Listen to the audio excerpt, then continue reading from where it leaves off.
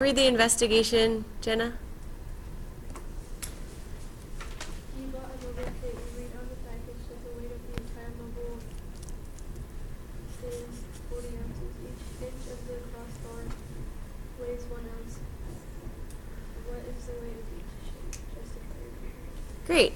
So if it's 40 ounces, and you can see that it looks pretty balanced, what do you think each half would weigh?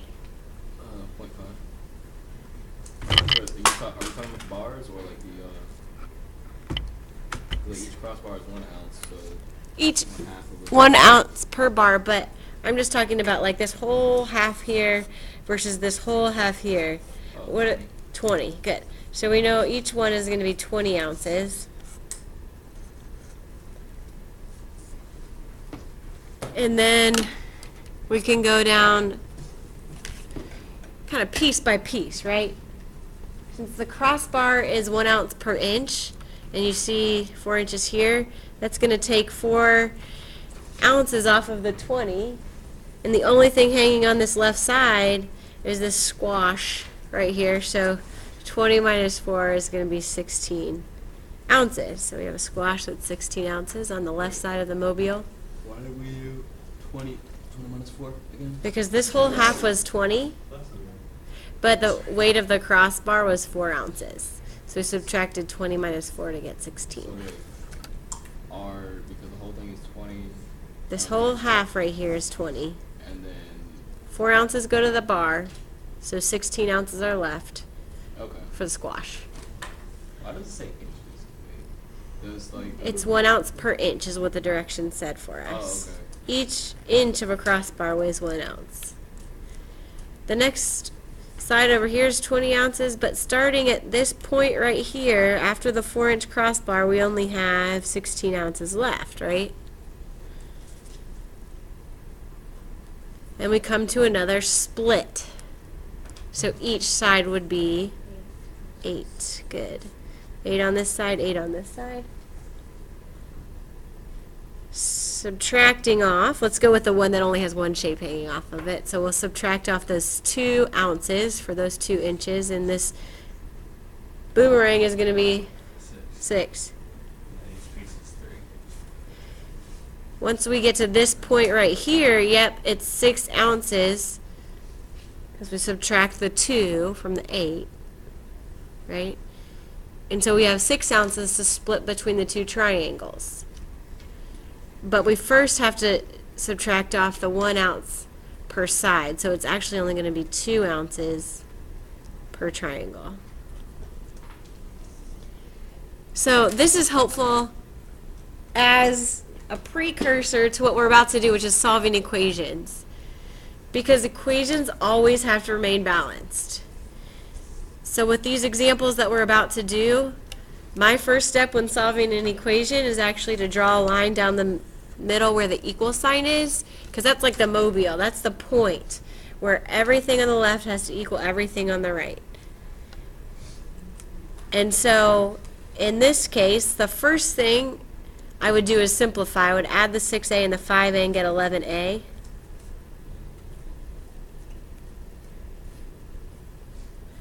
This is just a 2-step, so the last thing I have to do is divide both sides by 11 and get a equals -1. Part of the directions do say that we should indicate whether this is always, sometimes, or never true. So for this equation, it is true that the left side equals the right side when a equals -1. Not when a equals 10, not when a equals -100. So this is a sometimes. This is sometimes true. Next one, I draw that line down. I simplify. 6r and 6r are like terms to become 12r.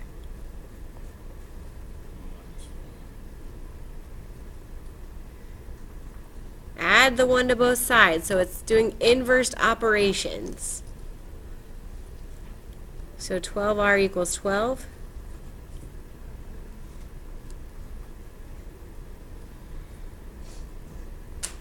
Divided by 12 on both sides. Good. 12 divided by 12 is 1. So R equals 1.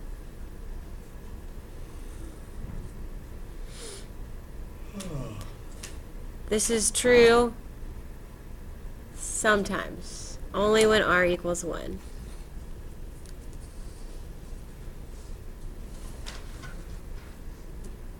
For C, our first step again is to combine like terms or simplify. So 8m and 13m is 21m.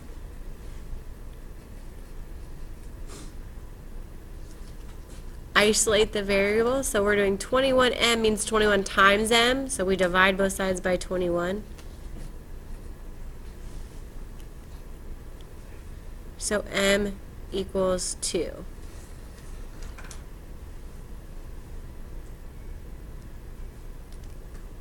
So far, so good? Okay. For D, we have the distributive property now. Oh wait, is that sometimes always? I always miss that part. Sometimes true. When m equals 2. That equation is true. For D, just like our opener, we'll have to distribute. Actually, it's simpler than our opener. 32K equals 32. Yep.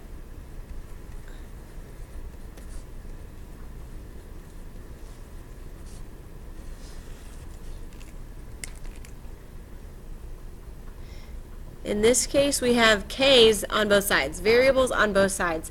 So the first step after you simplify each side is to collect the variables on one side. I choose typically the side that has more variables on it, which 32 is more than negative 5. So I'm going to add 5k to both sides. You can do it either way and get the correct answer. No, I like skipping the whole step. Oh, it's okay.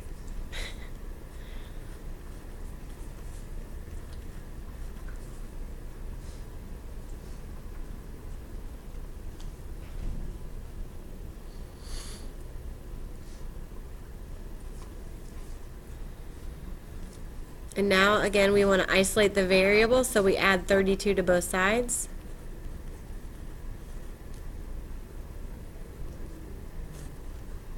So 37k equals 0. Yes. Just to finish it out, though, I'm going to show we divide both sides by 37, but k does equal 0, so this statement is true sometimes. I was thinking ever. Because of the 0. Yep. Throws people off. I want you to try E. I'm going to work on it silently up here, so if you need to check and get tips, I'll be working up here quietly. I'm so sure.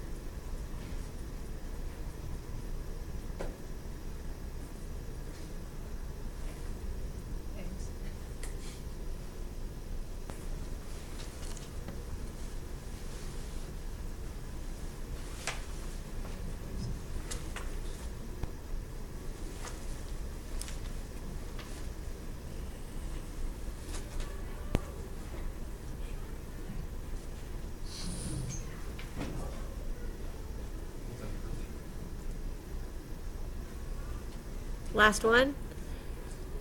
We have p minus 4 equals negative 9 plus p. So your first step would be to collect variables. So we would need to subtract p from both sides. No p. So what we get is negative 4 equals negative 9, which happens when? Never true. Finally, we got to use something other than sometimes. So had this minus 4 and this negative 9, if they had both been like 5, we would have wound up with 5 equals 5. So if we had p plus 5 equals 5 plus p, we would have canceled out those p's and got 5 equals 5, and that would have been always true, something like that. Oh no, I hate these. So I'm going to actually continue the notes on a next video for you.